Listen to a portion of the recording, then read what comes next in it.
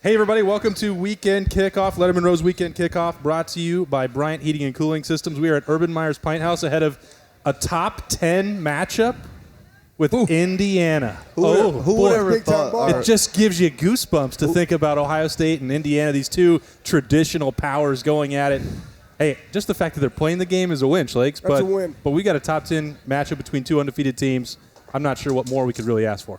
Charge it to winning. Yeah, it's we have no parents in the stands. We have no fans in the stands. It really doesn't matter because everybody talks about, we'll line up and play them anywhere in a parking lot. Well, that's exactly what it is. It just so happens to be the parking lot can also sit 100,000 people, and they're going to have to BYOJ, but you really don't have to do that because it's a top 10 matchup, and this is really for the Big Ten East, Bob. It is, and since there's no parents, nobody can be there now. I will be there, Bob. Well, you know what they should do? Just make sure everybody's socially distant. You guys can all go up in Morrill and Lincoln Tower, and they can play in the intramural field right there in between. There you go. I mean, why even worry about opening up the stadium? They can walk out of the locker rooms, march down there, and play right in the middle.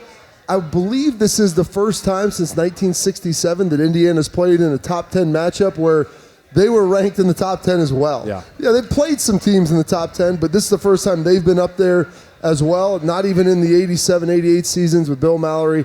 This is a good team, man. This is probably, outside of Wisconsin, the next best team in the Big Ten. It's crazy to say that. It's crazy.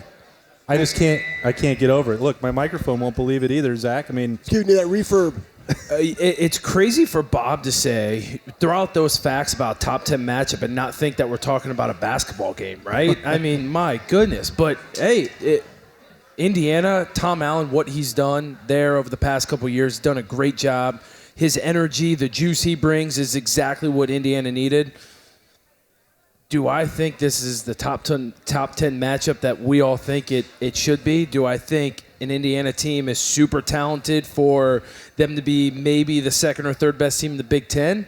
No, but it's a weird year, man. It goes back to no fans in the stands, no family there, bring your own juice, right, as Schlegel says. I mean, the no family is what's amazing to me. We're talking about like a couple hundred people, 500 people in a 100,000 seat stadium. There's 569,000 square feet inside Ohio Stadium. I could be on my farm socially distant. My kids could be in the house, hundreds of yards away. That's basically what we're talking about. That's remarkable. And here's what's crazy.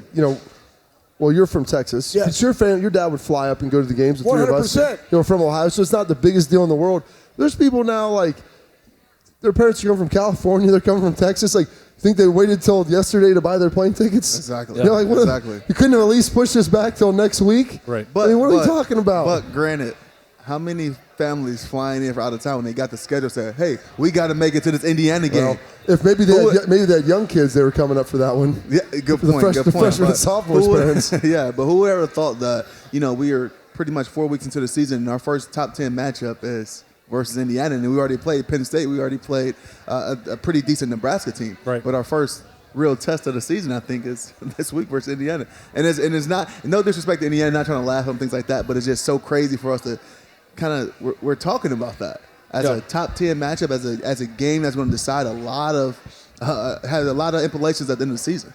Yeah, go ahead. You want me to go? Yeah, well, I think it goes to show, just look at the college football landscape, right? You look at it, in a normal year, the top 15 to 20 are really good football teams. I think you look this year, and it's maybe a top 4 or 5, right? And you even look at, 6 through 10 right now, and you're like, they're top 10 ranked teams, but are they really top 10 ranked teams? This Indiana team, yes, they're top 10 ranked. They are a good football team. They're so much better than what they've always been. They went to double overtime against Penn State, and we see who Penn State truly is. Right. They beat a Michigan team that is atrocious. They beat a Rutgers team, and yes, they've gotten stronger, I think, as the weeks have gone by. But, man, I just don't think college football this year, the teams are that great. Well, here's the thing, though. I look at this from a bunch of different perspectives. One, I think that Tom Allen has done a phenomenal job. If you look at what this year is, you have Coastal Carolina in the top 25. You got Liberty in the top 25. You got UC. But with Tom Allen, and again, why is UC there? Luke Fickell, 11-2, now he's undefeated. It all goes back to when we talked about this, right? You either grow from it or don't go through it, grow from it, right? We're all in a pandemic. We all have to do the same dadgum thing. But don't get through it, grow from it. And we all knew that it was the teams that handled their offseason the best would have a competitive advantage. Yep. And when you have a guy like Tom Allen, he's talking about breaking through and he's preaching this, and he's developing his guys. It's the teams, I'm telling you guys right now, that took it seriously to go run and do the manual workouts that they had to do in their homes because they were off of campus, that when they come back, they could hit the field running. They're already doing all that stuff on Zoom. They were going to have a competitive advantage. That's why you're seeing some of these teams absolutely suck. You guys know it. You guys are in business. You guys have companies that are either sucking or they're dominating right now. And that all stems from leadership and people with a high GSF. That's real. So that's why you're seeing this. And you have these teams that you wouldn't think that are that should be there, that are there. And it all goes back to how they handle this pandemic and their leadership. I think what you're trying to say, Schlegs, is there are some teams that are rowers and some teams that are showers. And some of these teams showed up. You got Penn State. Rowers and showers. Penn State, Bam! they were showers. Yeah. Indiana, they've been growing. They showed up, they won That's that real game, talk, and they've people. been getting better each and every week. And that's the difference because their guys cared. They have a coach, and you can see it. And you can see the teams that are connected to their coaches. Everybody's played for guys where it's like, I play hard for you. I don't play hard because you're going to yell at me. Like I'm more afraid of disappointing you because I know how much you care and how much you pour in. And like you see Tom Allen over there joking with his guys, like they legitimately like him. You know, they may make it laugh and make fun of him, his dancing, all that stuff. It's all nonsense. But like those dudes legitimately like him because they know he cares about them. Yeah. And he's genuine and he's honest with them. This year more than others, and we talked about it on the show here before Ohio State's Week 1 matchup against Nebraska. This year more than others, leadership was going to be huge. And you see which teams have strong leadership in the head coaching position and which teams like playing for their coach. You look up north and Jim Harbaugh. Yeah. Look how those guys are playing. They're trying to get those them out guys. of there. Hey, those guys came out Saturday night and they were defeated the first series, and they just didn't want to be there. They don't want to play for their head coach. It's like you said, it's a difference. We all was fortunate enough and blessed enough to definitely me and you, Zach, having Coach Trussell and Coach Meyer. We believed in the coaching staff, and we practiced what we preach. And Schlegel, you coaching us. I mean, we wanted to change what everybody thought of us at that point when we first came in with Coach Meyer and things like that. So you can tell any other teams hit the ground rolling and they believe in their coach, and it shows. Yeah, we're already getting a valuable lesson about growing and showing as it relates to football. In case anybody forgot, that's Cardale Jones, Bobby Carpenter, the mountains are blue. Zach Boren, and Anthony Schlegel. Thank you. I am Austin Ward. This is the Weekend Kickoff brought to you by Bryant Heating and Cooling System. So my question to you, and Zach, you were getting there first. Showers are good. I love you. Do you believe that Indiana is a legitimate threat to the Buckeyes on Saturday? No, I don't. Do I think they are a top 10 team this year? Yes. Do I think they're a legitimate threat to Ohio State? No. But in my mind, I think there's really only two teams that are a legitimate threat to Ohio State, and that's Alabama and Clemson. And yes, Notre Dame beat Clemson a couple weeks ago. I wasn't here to talk about that. I was too busy Doing something. Chasing alligators. Yeah, chasing alligators down south. Chasing alligators, you were right? scouting Clemson. Yeah. Thank you for that. Yeah. But those are the only teams I think that show a legitimate threat to Ohio State. So is Indiana maybe going to give Ohio State a little juice in the beginning, maybe carry it over in the second half, which we haven't really seen this year, and maybe keep Ohio State interested in the second half? Yep. Yes, they could. Do I think it will happen? No. Well, in the past, I would say this. For Indiana to beat Ohio State, everything would have to go wrong for Ohio State, and everything would have to go right for Indiana. And you'd have to have Xander Schauffele, not Xander Schauffele. That's the golfer. Xander Diamant. Xander Diamant running around all over the place. He's hitting 4 irons into. If Xander Schauffele was out there, that would be a game changer for you. Xander Diamant dancing He's hitting around. chip shots. The model. He was looking good. Yeah. And then the running. Oh, who's the running back? He's from San Francisco now. He drafted the Falcons. They had Tevin Coleman running down the sideline. Your boy Tyvis Powell took the worst angle in the history of football. He thought that dude was a normal Indiana running back. No. And then he realized breakaway speed. He dropped it down. Whoosh, right by him. Like, this is really happening. And so, like, in the past, you'd have to have that and Ohio State just melt down in the second half for them to win. This year, like, Indiana, if they play well and Ohio State plays average, it'll be a game. Yeah. Like, you have to go out and play really well to be able to dominate like they should. It's not a situation, as Coach Fick used to always say, you can't just roll your helmet out there and they're just going to fall down. Like, this isn't bowling. Yeah. You've got to show up and you've got to play and execute. If you give them a window, you may be down at some point, and this isn't an Indiana team like in the past. These guys believe. If you somehow end up down 10 points in the first half, like, you better go into halftime and you better be ready for a full 30 minutes in the second half. Yeah, I don't think Indiana have a legit chance to really challenge the Buckeyes. Reason because this week everybody been talking about what? Indiana, not Ohio State. Right. This is probably one of the first times, especially in Big Ten play, that everyone is talking about the other team when it comes to playing Ohio State. So the Buckeyes, I'm pretty sure Ryan Day is going to pump that into them guys' head like, hey, no, at the end of the day, we still the Buckeyes. We still the team to go through. We still the team they have to go through, not the other way around. So I think the Buckeyes need... Well, to your point, I also think everyone up to this week has been pumping up Ohio State. They've got all this talent. They've got Justin Fields. Look at what they can do. And now you see this week, finally, Joel Klatt coming out and saying, I don't think this Ohio State team's as good as last year's team. You finally see some people starting to doubt Ohio State in the media, and you also see all these people talking about how good Indiana is and how they can finally challenge this Ohio State football team. Listen, as players, we listen. We see that stuff, right? A lot of people say, we don't look at that. We don't listen to Bring the Juice at 97.1 in the morning, right? We don't watch ESPN, right? As players, you do. You listen to those talk shows. You watch, ESPN and Sports Center at night. It's on in the facility when we're eating at night. So they see what other people are saying about them, and they want to change those perceptions. And I'm with Bob on this. I think they are a legitimate threat, and here's why. They have 12 sacks on the year. Yeah. Right? All the sacks that we've given up, which are 7, have all been in the interior part of our offensive line. They blitz a lot. They've created 12 turnovers. That is a lot. And though you have a quarterback in Justin Fields who's completing almost 87% of his passes, has 11 touchdowns through the air, they're going to blitz him. Can we handle that? Right? Then you go look at what Rutgers was able to do on our special teams. That was our very last game. So all those things that we would have been able to see progress by playing Maryland, we didn't get that opportunity. So then you look at that factor. They're going to give their very best shot to Ohio State. If Ohio State doesn't play at the level of which they can, and that's the thing, the level which they can, and have a complete game, that means the defense playing well in the second half and don't allow them to be playing catch-up versus Indiana, they have an opportunity here. That's why it is a game. Yeah, but here's where I disagree a little bit, because over the last 10 years, when Ohio State You were beating down Indiana before Michigan. You said they don't stand a chance. This is Indiana. No, I know. But I know. This is what I'm saying. As we've seen over the last 10 years, and Ohio State has become who Ohio State is, right? Maybe even call it the last 15 years.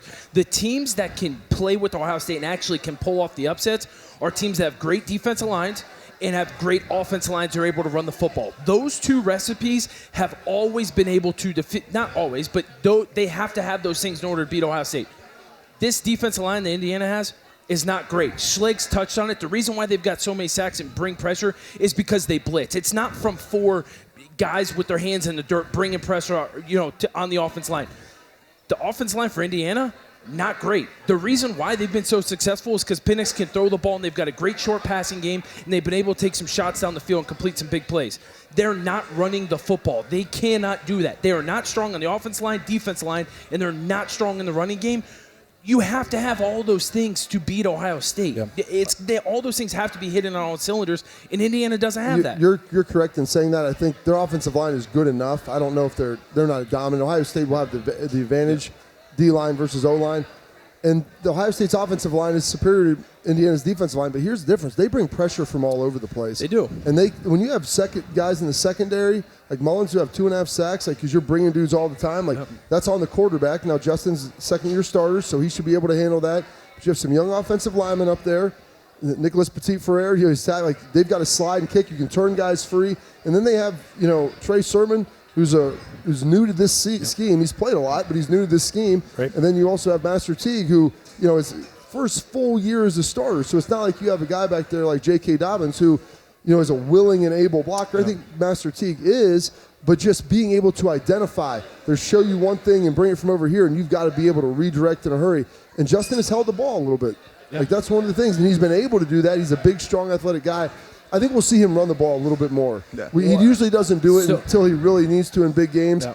I think we'll see him pull it down, and if he can rip one for 20, he'll go for it. So here's the one thing with playing teams that blitz a lot, and Cardale knows this, right? Coach Meyer is known for this, and Ryan Day has picked this up. We haven't seen Justin Fields really run the football this year, and he's going to run. And against teams that used to blitz us all the time when Coach Meyer was here, and I know it happened last year with Ryan Day, You check it at the line, and we're running speed option into it, right? Those guys see it. They see it coming. Guess what? As soon as they see pressure coming from the second level, guess what? They're calling speed option into it. You option the blitzer, and next you know, you're going to see those guys bust some big ones because the guys are playing man coverage.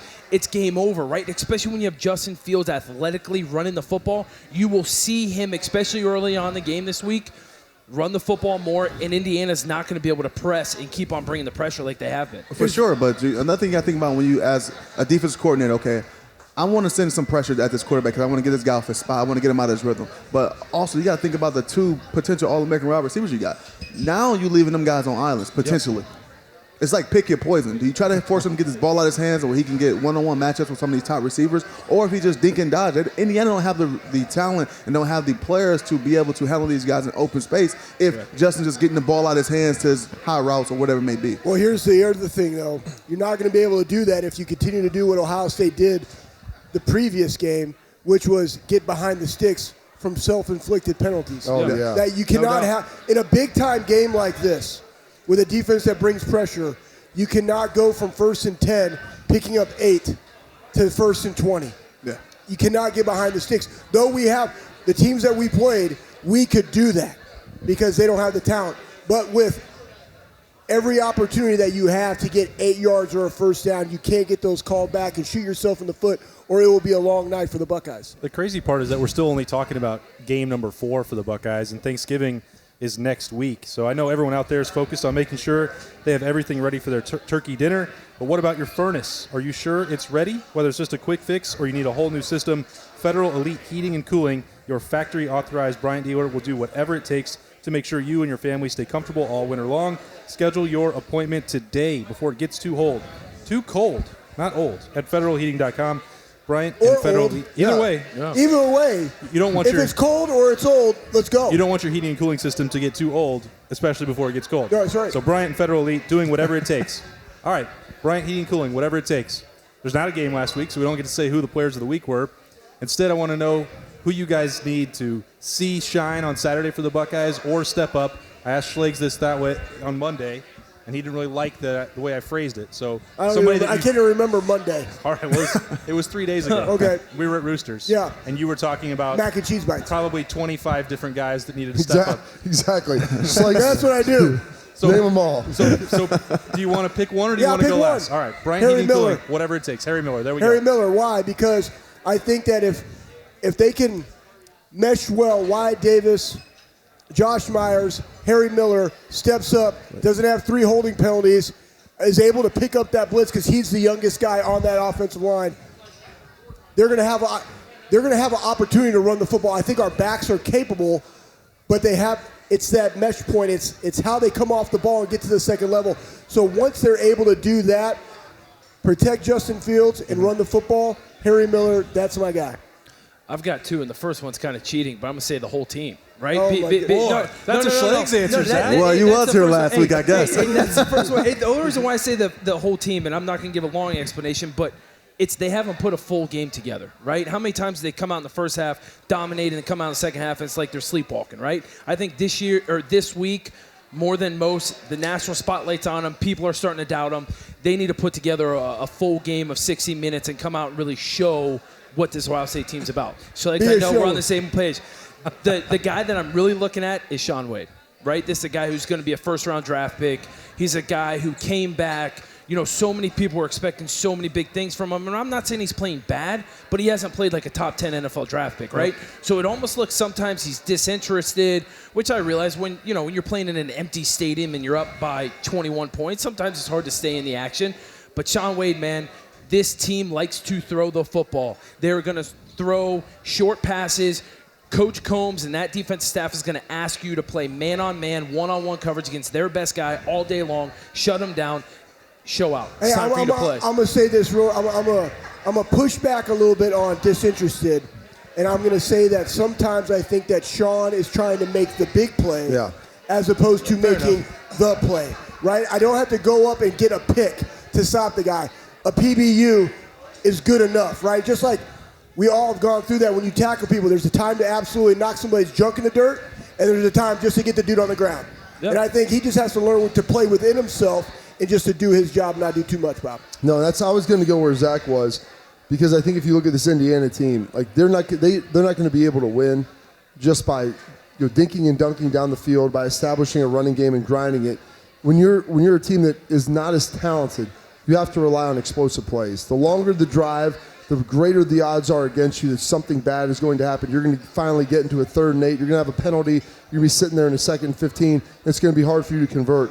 And so, whether it's Sean Wade, Seven Banks, Marcus Williams, like these guys have got to step up on the perimeter, because Freifogel and company, like those dudes are good. Right. Like they're big. If you've seen them, like they're rocked up. They're big physical receivers, and they don't necessarily need to get a lot of separation. They will Michael Thomas you. They will win in contested ball situations.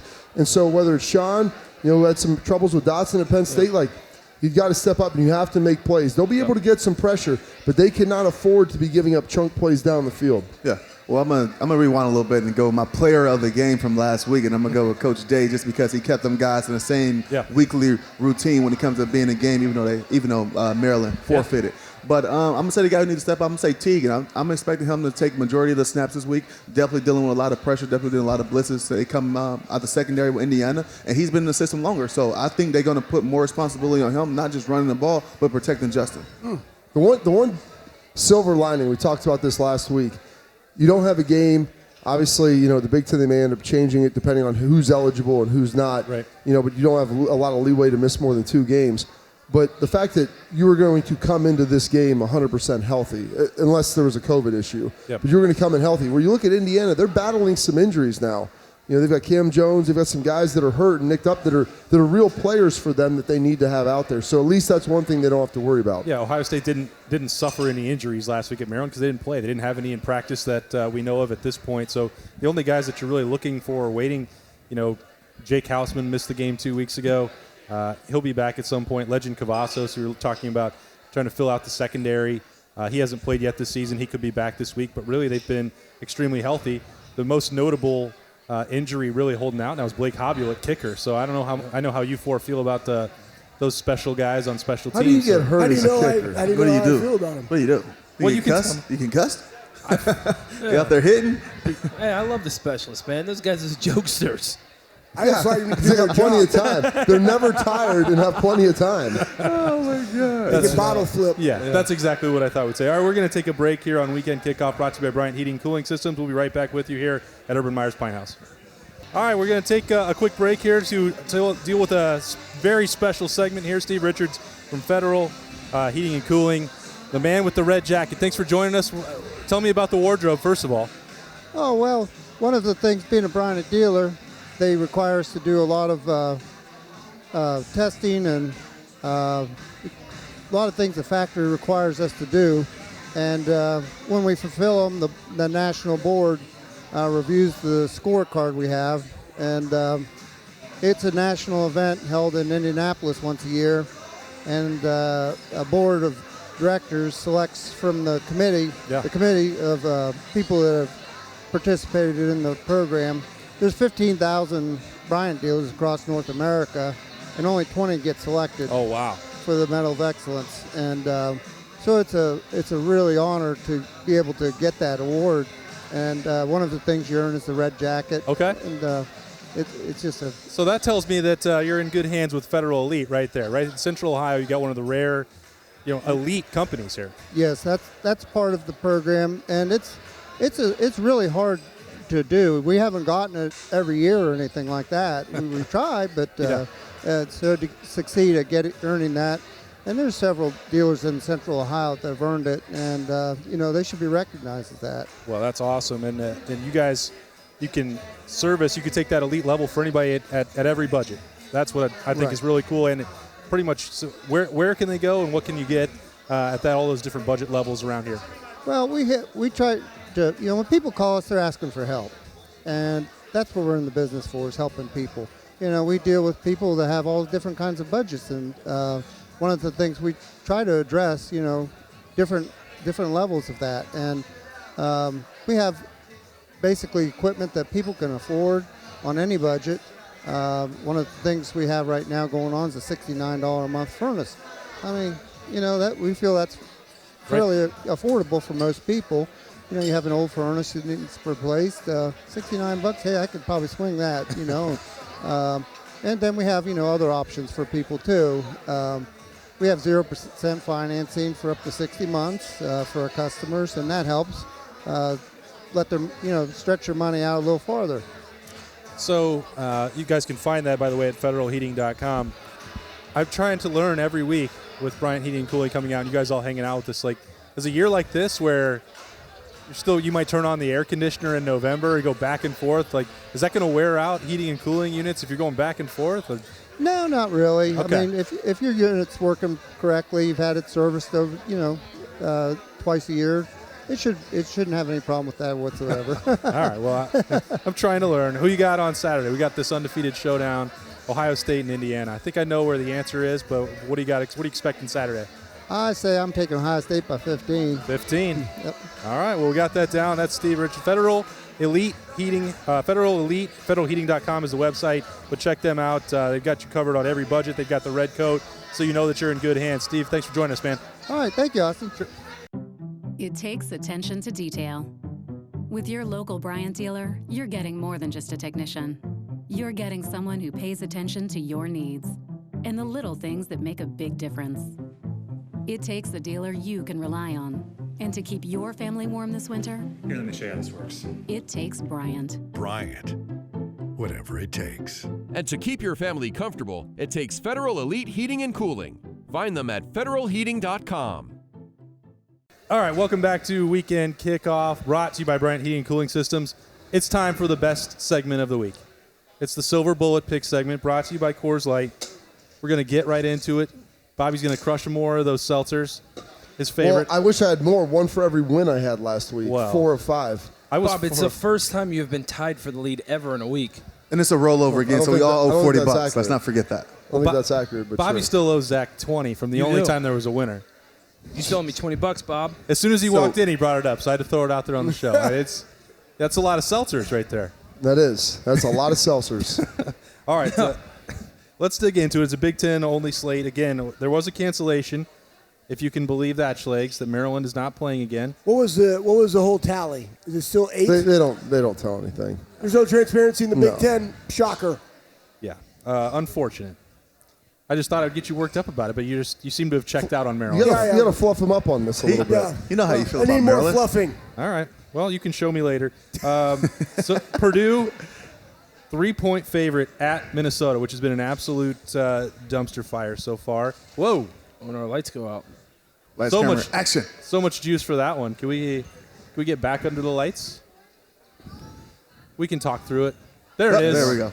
Cardale, I Purdue, got- 3-point favorite at Minnesota. I got Purdue. I'm sorry, Minnesota has been a disappointment this year for me personally when it comes to covering. So I'm going to take Purdue. I'm going to go against my gut and take Purdue. Yeah, Purdue was playing for the Big Ten West title last week against Northwestern, and Yep. it didn't look bad. I mean, Northwestern ultimately wins the game, but Purdue's well coached. Brom's doing a good job. Battled through COVID, doing okay over there. Has been impressive. So I've got to lay the points right there. Purdue -3. I am going Purdue as well. Purdue is one of those teams, though, that plays down to their competition. You saw what they did against Illinois. At Illinois, kind of, single-digit win for them. Man, just they're not rowing the boat up in Minnesota. That boat froze, Schlegs, and they're trying to paddle. There's It's not holes going in that boat. Hey, man, that thing is sinking. Oh, there we That go. thing is sinking. It's Yeah. the seals are broken on the boat. Yeah, I'm going Purdue. That's bumpy. I mean, can Minnesota stop O'Connell, and can Purdue stop Ibrahim? Like, that's really what this comes down to. And I'm just not sold at all on Minnesota. Are they still playing for PJ Fleck? Is that? I'm not even moving. I'm sorry. Is that mantra rowing? I'm going to start moving my head. Yeah, okay, Purdue by 3. Go ahead. You have So we all choose Purdue. You have so much juice this week, Schlegs. I know. I'm juiced out of my mind. I'm making stuff messed up here. I don't know. Is this your head? No, I think you're okay. All right, good. Yeah, you're good. I don't know what happened about that, but Purdue, I can't believe what they've done without Rondale Moore. Been impressive. Yep. Other they've guys been- stepped up, man. It's part of the deal. That part has been as impressive as Minnesota has been bad. So I'll take Purdue. So we all pick Purdue. Oh, we're all on it. Another, intriguing opportunity for winless Penn State. They're at home, And Iowa is a road favorite over the Nittany Lions. Iowa, 2.5-point favorite against hapless James Franklin. Cardale, you want to lead the way? I'll take it again. I got Iowa. Okay. I got Iowa. Them guys are planning. They got the NFL mentality. They planning vacation, get ready for spring break. They hoping COVID is lifted and all the travel bans are lifted for spring break of 2021. So I got Iowa. How weird is this to look at Penn State at 0-4? I mean, It's tough. And this is what you worry about when you're used to being really good, and then all of a sudden you have a season where you're this bad. I know it's a weird year, but still the losses and wins, like they still impact you the same. Yeah. And so those guys, like you said, they're planning vacations right now. Like they're leaving their car running in the parking lot during games, and that's the reality. And so Iowa, they've been a little bipolar this year. Looked really good at times, not looked so good. But I had a coach tell me one time, Paul Pasqualoni, who actually played at Penn State, head coach of Syracuse for a long time, said there's nothing worse than being in a game and not being able to stop the run. I don't think Penn State's going to be able to stop the run. I don't think they're going to be able to handle this. Yeah. And I look for them to line up and just pound Penn State up and down the field. These two guys are going to make some good picks after those little back pats there from Urban Meyer. I know. At what point is Coach Franklin coaching for his job, right? I mean, you're 0-4. I realize it's a different year, but at some point he's got to be coaching for his job, right? It's not acceptable for Penn State to go winless, right? I mean, come on, there's got to be some pressure. I don't know if it's this week. I don't know if it's the next week. This is probably, in my mind, one of the hardest games to pick this week. But in saying that, man, Penn State showed like they had a little bit of juice against Nebraska. Maybe they're turning it around. Maybe the offense is starting to click a little bit. And it just went. I'm going Penn State +2. Woo! It was +3. No, it's +2. 2.5. 2.5. The hook. Yeah, the hook. I'm going Penn State +2.5. All right, I'll go with Iowa. And really, can Petrus not turn the ball over? Because they're going to want to run the football. If he doesn't turn the ball over, they can win this game. If he does, Penn State has the opportunity, but I'll go with Iowa on the road. I don't like to wager any money on James Franklin because he is prone to throwing it away in the strangest fashion. But I think they finally figured out they had the wrong quarterback on the field last week. Yes. And that might be the difference this week. So I don't know why. I have this feeling that that's going to shake them out of it. Penn State's going to score enough points to finally break through. They're not. So you think they'll transition from a shower to a grower? I think they might show some growth this week. Everybody has a choice. Yeah. So I'm going to take Penn State, but I don't feel very good about it. I'm going to do it anyway, so I'm going to ride with Zach. All right. Literally and figuratively. Got it. We're riding. We'll go anywhere. Wisconsin at Northwestern. So we've got the West Division de facto championship now. Wisconsin's favored by 7.5 on the road against Northwestern, which has been pretty gritty. I don't know. Who wants to take the first stab at this one? This is a big ball game. This is. You got a freshman quarterback in Graham Mertz, young dude. They've missed a ton of games. You have a very limited sample size. They've looked good. They came out and straight smacked Michigan last week. Oh, man. I mean, people are like, they're worried they might be rusty. Rusty? Oh. I mean, they my knocked that goodness. rust off right when they got off the plane. Dude, they've been spraying down with WD-40. They were fully lubed and ready to go, Schlegel. Yes, they were. And they stroked it to Michigan the entire game. It wasn't even close. And so now they've got that under their belt. They're confident. Their young quarterback's playing well. Northwestern, though, man, this is another situation. It's a little like Tom Allen. Like, those dudes love Pat Fitzgerald. They play really hard for him. They're a disciplined football team. Guys. They're smart guys. Smart guys. And you always say we laugh about it, but like teams that don't beat themselves, like there's something to that. They don't put themselves in adverse situations. I don't like the hook on the end of that. The half kind of scares me a little. I think ultimately it's probably a 10-point win for Wisconsin. Lubed, stroked, and under the belt. That was a Bobby Carpenter trifecta. That's the special right there. That's the Bob special. All in one. That's why Bob's got like 6 kids running around. You know, he's an expert. He's an expert. I agree with everything Bob said. I think, yes, Northwestern loves playing for Pat Fitzgerald. Yes, Northwestern's offense is so much more dynamic than it's been in the past years, right? But Northwestern this year more than others has been trying to run the football with Bowser. That's how they've been successful. Being able to run the football first and then open it up and Ramsey being able to make some throws. Ramsey's nothing special, but if people start crowding the box with Bowser being able to run the football, he can make the easy throws. Wisconsin won't let them run the football. They can't hang with them up front. So there's no way Nathan Ramsey comes out and wins this game. They're just not dynamic enough. Well, Nathan's brother, Peyton. Yeah. Oh, Peyton Ramsey. My bad. That's Yeah. all right. What was it saying? His Nathan point is Ramsey. either Yeah. one won't do. Either one. Yeah. Is it Either Patrick, one. Is it Patrick Ramsey? No, Peyton. Peyton Peyton. Ramsey. I'm thinking of Patrick That's- Ramsey. that's the quarterback third at Butler. brother. Yeah, I know. So Don't get him flustered. He had a point. No, I know. And Wisconsin's offense, man, they've played 2 games so far this year, putting up a ton of points. They're just they're overmatched. I actually think if They have a quarterback that's good. No, I know. I think if the spread was probably 16.5, I'd probably still take Wisconsin because I think it's probably going to be a 17-21 point victory. So I'm going Wisconsin. I'm thinking all about, can they run the football? I don't know. Don't turn the ball over.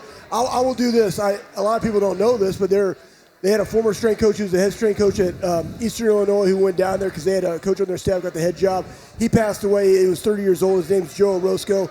Great dude. He was a phenomenal dude. Peters knows him really well. You probably met him. He is a guy, like I've been saying, if you're juices, you're looses for a long time. That's what Joe said. Like, he is a juice bringer. He had a ton of passion for coaching his guys, and he recently passed away this week, and those dudes on that team absolutely loved Joe. I think they're going to be inspired. If they can come out and hang with them, I think they have an opportunity.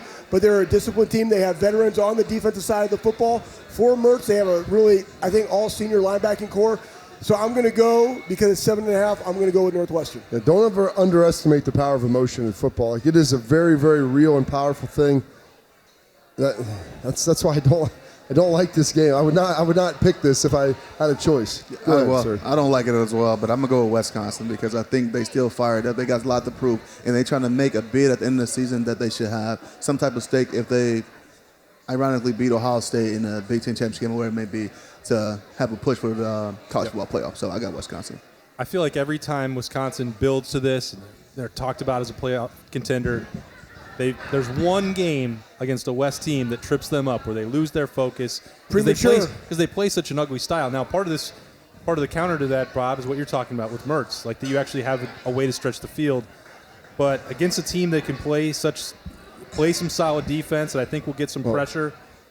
I think Northwestern might win this game outright, but I'm certainly going to take 7.5. So we talked about this, the growers and the showers, and Wisconsin's been a team that's been a little bit of both. They show up, and they usually get better throughout the season. The problem is, you watch Ohio State, and they have a nice linear trajectory. They're usually playing, hopefully, the best ball in the Big Ten championship. And they don't, outside of 2015, don't get caught up in a game or two before, right where they need to be. And so the problem is, I think Wisconsin, like you said, they're a little might prematurely climax during the season to where they're not ready to go at the end. And they see it right there, boom, and they fall off, and they're not ready to go, and they don't make it to the Big Ten championship. Yeah, then you're just going to have to get ready for round 2. I mean, you could still win the West that way, but we'll see what happens there. I'm taking Northwestern, a huge one. Rutgers. I can't. Rutgers. Oh, come on. I don't even get to talk about it. Rutgers. I was wondering if Cardale might change his betting strategy this week with Michigan 10.5-point favorites at Rutgers. Rutgers by 20. This would be huge for Greg Schiano. Yes, this would be amazing. This would be a program-changing win for them. Even though Michigan is bad, like, that doesn't matter. Rutgers by 20. Well, let me ask you guys this. Like, you could probably get bet 100 to win 10 grand on that. Are you for enjoying the struggles of Michigan, or as much respect as you've all had for the rivalry? Does it bother you at all? At this point, like, it's depressing. Like, watching Indiana go out there, Penn State beating them, like, I don't call it fluky, but they had some breaks. It's a 50-50 play at the end of the game. Penn State turned it over, like, all right, you can handle that. And you still thought Penn State was a good team. I think that kind of broke them a little bit. But Michigan going out, like, Indiana just dominating them up and down the field. Michigan State dominating them. You're like, oh, maybe Michigan State's good. Nope, not good at all. No. They're not a good team either, and they beat you handily. Right. Like, that is not good. It's not good, because regardless of how much we think, like, numbers beside the names matter, the name matters too. Like, Indiana's ranked 9th or 10th. Ninth. If Ohio State beats them by 2 scores, they're falling to like 18. If that was Michigan, they're falling to like 14, just because they've got the wingtip helmet. Yeah. Like, so that's the difference. And gosh, it's been so stinking long since they've been like elite, relevant at an elite level. They've been close, but they just can't get there. And that's what Jim Harbaugh, he brought them back to being really good. and they haven't been able to get there. And now it seems like all of a sudden they hit the ceiling and they bounced off of it and they're on their way down. I can't believe I would actually do this. Even with 10.5. Right. I mean, can I see like Michigan beating them 24-14? I'm worried Greg Schiano dumped out all his tricks against Ohio State. If there's anything left in that bag, anything left, he's spilling it out. I'm going to take Rutgers in the points. Back to Bob's point, it's sad. It truly is sad, right? And we've talked about this multiple times on the show, and now that we're not in interviews and we actually give our real opinion on things, right? It sucks going out and playing Illinois, Purdue, and in those games where it's noon and it's just not fun, right? As a player, you want to play the big games. You want to go out and you want there to be trash talking before a game. Let's be honest, you can't run onto the field at the 50-yard line and have a trash talking battle with Purdue or Northwestern, right? It just can't happen, right? You want the juices flowing. You want to wake up at 6 a.m. in that hotel and the juice is just flowing and that music in your headphones and you are just your veins are popping out, right? You're just ready to go. When a team comes in with when a team's coming in with a 1-6 record, it's hard. You want Michigan to be really good. You want them to be great, right? Were you was it 2010 was that Rich Rod's last year? Yes. When they got housed. Yes, they got housed. I was on the sideline. I was playing for the Lions, so I was able to come back. Yeah. And I'm sitting there watching this. People are leaving. Like never in a million years. Never in a million years would I would think people would ever leave the Ohio State Michigan game early. When we were playing the street value of those tickets, I mean, it'd be $500-600 a ticket. No one would leave. And it didn't matter whether you're losing by 20. And now that's happening every single time up there. I know. It's bad. So from our standpoint, you asked the question. There's some Ohio State fans that are loving it, want to keep on rubbing it in. We as players hate it because we want to play in as many big games as possible. Yes. We want it to be number 1 versus number 2. We want as much hype in that game as possible because it is the greatest rivalry in all sports, right? And Bob brings up Jim Harbaugh having him to a certain level. I don't think Jim Harbaugh's done more than Brady Hoke did, right? He did it. Brady Hoke took them to the BCS game. They played Virginia Tech in 2010 or 11 in the Sugar Bowl, right? It was 2011 in the Sugar Bowl. Yeah. Listen, what has Jim Harbaugh done? He really hasn't done anything. He stays overnight at recruits' houses. He's bad at relating to players. He doesn't make them play hard. The Michigan brand that used to be Michigan, when I think of Michigan, I think of Charles Woodson and David Boston fighting each other, right? I think of Chris Perry and Anthony Thomas having great running backs, right? What are they right now? They don't have a brand. They don't have an identity. The only thing they have is the Jordan brand, which hasn't even done anything for them, right? So let's be honest here. Jim Harbaugh needs to get his way out, right? He needs to go to the New York Jets. They need to bring in some new blood. I don't know who it is. There's not a big name that is probably out there, but they need to bring someone who's young, that's going to bring the energy, that's going to bring the juice.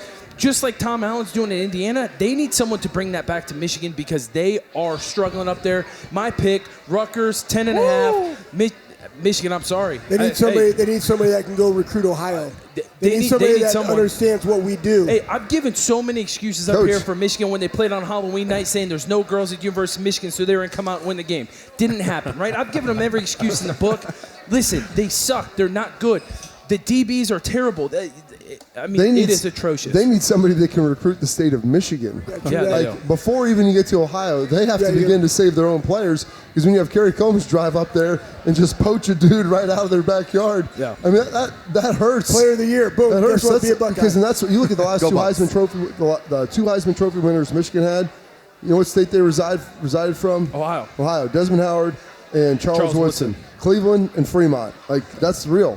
They used to come down here and pluck guys. Yeah. Now it's the other way around. And they don't have enough dudes to be able to get guys stolen. You know what? Michigan might need to go the Deion Sanders route and bring in Charles Woodson as head coach, right? You see Jackson State saying, hey, Deion Sanders, guess what? University of Michigan, Charles Woodson has no head coach experience, but guess what? He's going to bring the juice, bring a name, and going to bring some energy, and he believes it, and he can bring it. So guess what? Go get him. Who cares? Matt Campbell and Jeff Hafley kind of ring a bell and sound pretty good up there. I would say this. I'm going to go with Rutgers.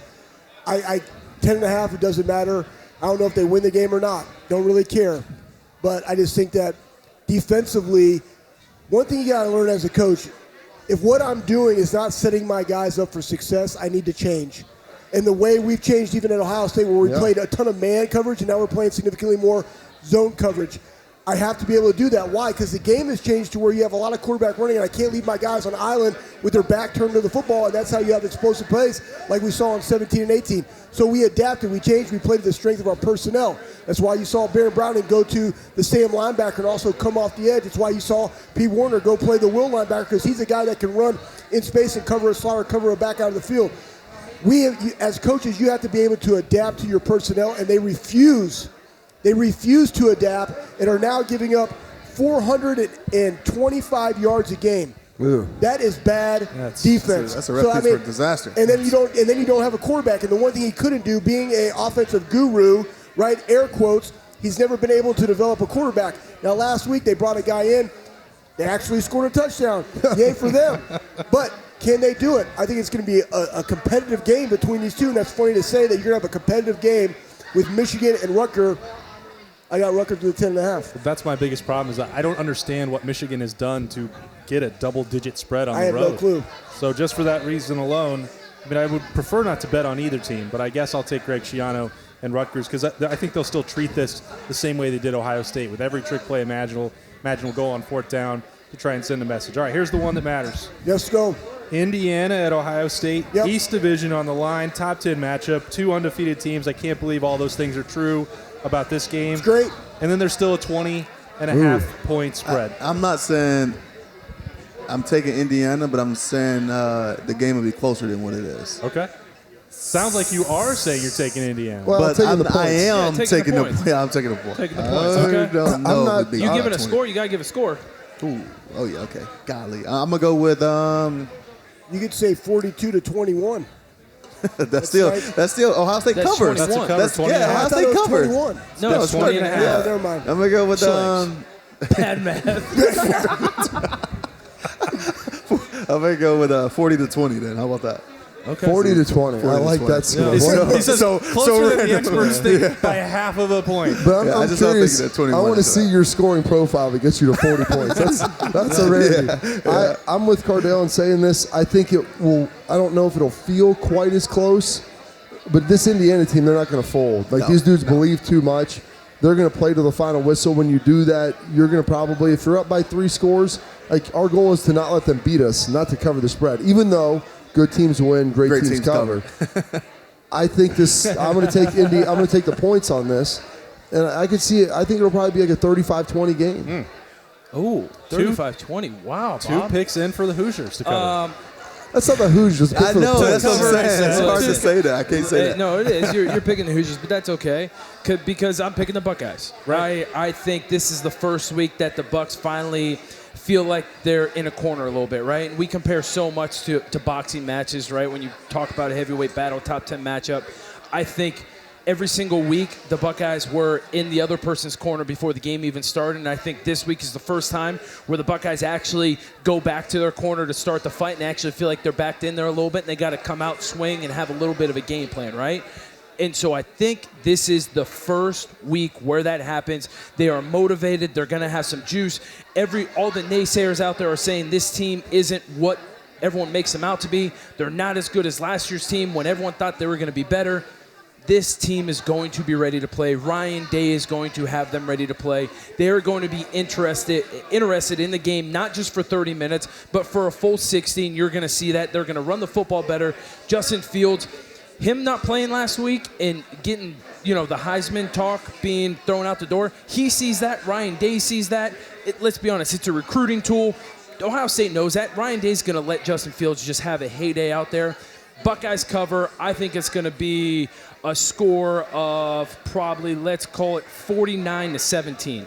Okay, I'm going with the Buckeyes 52-20. Here's why. I think this is a statement game. The Buckeyes have not put an entire game together. They will not take their foot off the gas. If they are who we think they are, they will dominate this entire game because they have to make an impression upon everybody. I disagree with it about the Heisman race. I just think it's the fact of we haven't done it for 4 quarters, and even though they're the 9th-ranked team in the country, we are on a completely different level. So we need to play like that. We need to show the entire country who we are, because here's the other thing. We don't know what's going to happen next week, and you might only get 4 games. Yeah. You might only get 5 games. So every time you have an opportunity to go out there right? Every time I go out, I got a show out. Well, this is the Every time I go out, I bring that dough out. Yeah, that's Juicy J, everybody, and that's a big time deal, right? So that's why I think the Buckeyes, this will be their best game of the year. They've had a week and a half because they stopped, on Wednesday, which is absolutely ridiculous. But they've had a week and a half to prepare for this game, to solidify their special teams. Do your job. If they don't have the turnovers or the penalties, I think they'll run away with this thing 52-20. All right, I've got Ohio State winning 56-20. Penix, he's going to throw some balls up for grabs. I think that's where it gets away from them. Indiana turnovers. I think that Ohio State secondary will make some plays. And Sean Wade, you talked about him. Josh Proctor, I think he's also going to be a key factor in this one for the Buckeyes. But I agree with what Schlegel's saying there. This will be the best performance of them. They're healthy. They had a week off to prepare. You give them that extra shot. Yeah, Bob. Extra shot of juice. November is for contenders. So we've got an undefeated That's matchup. real. All right, we're going to turn these four Buckeyes loose. We've got Urban Meyer still to come for our last segment tonight. Appreciate Cardale, Bobby Carpenter, Zach Boren, and Anthony Schlegel. Appreciate you guys, man. Let's go. Urban Meyer's Pint House. Bring the juice. He's got the juice. One more segment to go as we wrap up here on Weekend Kickoff, brought to you by Bryant Heating Cooling Systems.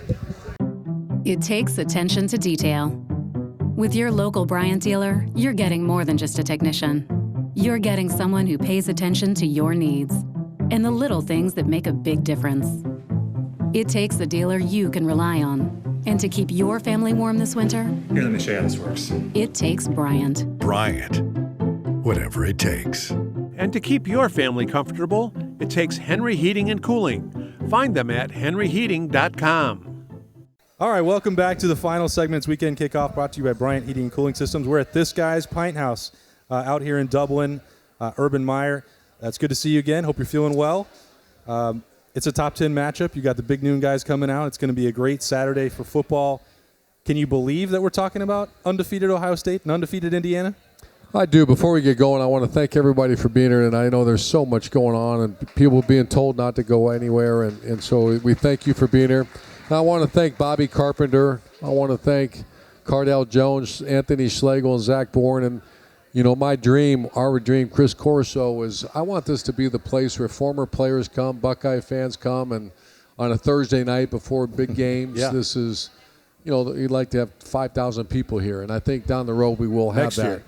We will have As that long when as we're you allowed to. As long as you don't kick us out of the restaurant. No, but I just, I just want form. Imagine Paris and JT and Bosa's coming back here, and they will. They will. I want this to be, look at Cardale Jones hanging out and Braxton Miller. We want all those guys to come back. Why not? You know why? Yeah. You listen to the guys like Bobby Carpenter talk, Cardale Jones talk, Anthony Schlegel. Doesn't it make you proud to be a Buckeye? I love it. This is the highlight of the week, getting to come out here and talk with you all. So I want to tell everybody thanks for being here tonight, and we're going to continue this. We're going to continue once this COVID disappears, which it will. This will be on Thursday night. Hold on. We'll get you outside there in the street. Yeah. It'll be just like a big Thursday night kickoff. And Austin, thanks for what you and your team do. I appreciate that very much. Couldn't do it without you and these Buckeyes. So, what are you looking for? This is an interesting matchup. Yeah, it is. I think Indiana is really good. Can they go toe-to-toe with Ohio State? No, they can't. But on defense, they don't really go toe-to-toe with you. They don't. They move. They're on the move. Their coach. Let me talk about their coach real fast because I really like this guy. I admire people. We're going to do this on Fox that, in the coaching, the fictitious coaching manual, it really doesn't exist. But if one did exist, there's two rules. When you flip the page, number one is be real. That means be yourself. Ryan Day is himself. Tom Allen is himself. He's not trying to be someone else. And I watch him. I study him. Obviously, Coach Day I do, too, because of the invested interest in him. He's a great coach, and he's not trying to be me, not trying to be anybody else, and he shouldn't be. And Tom Allen is a coach that really has a small school background. And Kevin Wilson hired him as a defense coordinator. I saw instantaneous change in the defense. And I remember asking, who is this guy? And I did homework on him. Then he became the head coach, and we had some battles with him. And I met him a few times, and he's one of those guys you got to like. You know why? Here's the two rules, coaching manual, and we're going to do this on Big Noon Kickoff. You turn to page number one, be real, be yourself. Number two, always put players ahead of self. There's certain programs in America that coaches put themselves in front of players. Right. And we know who those programs are. They're the ones that are sinking right now. And because at some point players won't put up with that. Cardale Jones and Bobby Carpenter, and they knew Ohio State has always been a players first program. Right. That doesn't succeed in Ohio. The great state of Ohio would not put up with a coach that puts himself in front of players. That would, you imagine that for a minute? Ryan Day does not do that. Right. We did not do that. Jim Tressel did not do that. Cooper did not. Earl Bruce, Woody Hayes did not. I know the media tries to make you do that, but we're not going to. How about this? In 17 years, we would never allow a coach or a player or a coach to be on the media guide. I would never allow that. Or a coach to be on a poster, or I would always tell our people, no way. Right. Who do we put on the cover? Captains, seniors. Players. Yep. When we go to the White House and hand a ball to the president, you think I'm doing that? No, Curtis Grant does that. Yep. Because it's about the players. And I really admire why I say that Tom Allen, I really admire that guy. The guy's built a really good team, and I really like the way he coaches. It's a difficult job. I mean, you're not going to be able to recruit at that level at Indiana. So I think the fact that they've got these wins over a Michigan, over Penn State, like that's significant for them. Maybe that helps them in some different battles. I don't know if it'll get them to Ohio State's level on the recruiting trail, but certainly it's a big deal for them. But the one thing, Austin, Indiana's always had good players. Yeah. When Kevin Wilson is there, they had first-round draft picks at tailback. Right. They had good players. Now, defensively, they weren't very good. Now they're defensively, because of Tom Allen, they do a very good job. But there's certain programs in the Big Ten that just can't get good players. Indiana, you look at their history, they've never been able to win those close games, but they've always had good players. Right. I got this question from a number of people this week because it always feels like Indiana, they used to give you some hard games. Remember that 2012 game? Like the first time you played them all the way down to the wire. What is it about preparing for this Indiana team, or maybe the challenge for your roster when on paper you guys know that you should win? You're a big favorite. Like, what's the challenge to get ready for a team like this? Well, it's a different challenge. Kevin Wilson was there. Kevin Wilson, we all know, he's with the Buckeye now, Yep. and he's one of the best offensive minds in the country. So when you played Kevin Wilson's teams, you knew you had to be ready offensively because they were really good. Defensively, they weren't that good. Right. And then now they're playing better on defense. They're still playing very good offense, got really good skill. Their skill is better than it's ever been, the wide receivers. Not running back. Receivers are better because running backs, they've always had good running backs. But top to bottom, this will be the best Indiana team I've watched, top to bottom. But remember, Indiana's had, in the last 7-8 years, they've had a couple overtimes against a team up north. Mm-hmm. They've had some really close games against us. So there's always been good quality players there. All right, before we get out of here this week and before I let you go, Urban, we got the Buyer's Auto question of the question for Coach this week. And it's another one that ties back to the quarterback. I know that's where programs are driven. You got to have that guy calling the signals. And for Justin Fields now, he's got a couple weeks where he's become the Heisman Trophy favorite. You've coached a number of these guys who've dealt with this, and I've asked you about this before when you were dealing with Braxton or JT, and you had Alex Smith and Tebow, had some winners.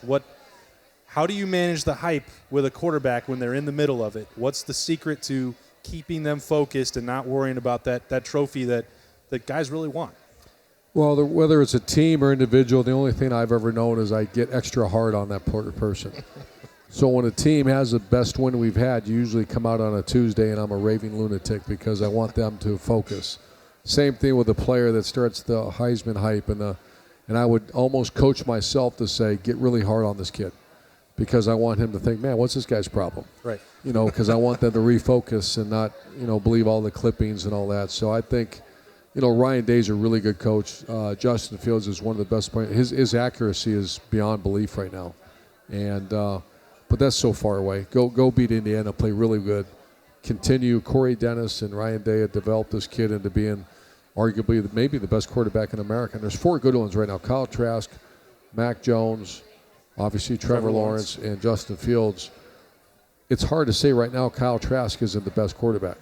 Kyle Trask has played much better competition than we have not played anybody. And it's hard to say because Penn State was on the schedule, but Nebraska is not a great team yet. Rutgers is not a good team yet. Penn State, you watch them on film, they're not a good team right now, and that's unbelievable to say that because the respect we have for Penn State. Yep. But you watch videotape when Maryland was running through them like it was on air. Yeah, wasn't pretty. So we have not faced a good team yet. So this is the one. You want to prove it against that? Did that get harder as social media became a thing? Like when Alex Smith was going through it, Might have been a There was little no easier to manage. social media back then. That was back at the dinosaur era. Even TiVo didn't have to deal with that, right? I mean, No. All right. Well, that's Urban Meyer. He needs no introduction, or you can give him a standing ovation, though, of course. He's 7-0 head coach of the Buckeyes. He'll be on the sideline on Saturday with Big Noon Kickoff. Ohio State, Indiana. It's a top 10 showdown. We appreciate Urban Meyer as always. How about for all these having us nice in here. people here tonight? Thank you very There much. you go.